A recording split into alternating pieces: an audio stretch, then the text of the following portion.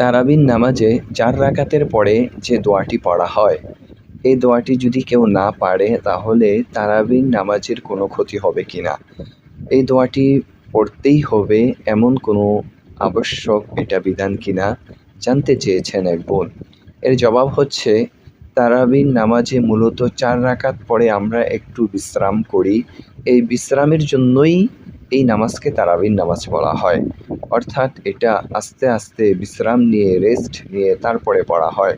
সুতরাং ওই সময়টা আপনি ইচ্ছা করলে যে কোনো জিকির আজকার করতে পারেন, কোরআন তেলাওয়াতের যে কোনো সূরা পাঠ করতে পারেন, বা ওই সময়টা চুপচাপ একটু আপনি বসে রেস্টও নিতে পারেন।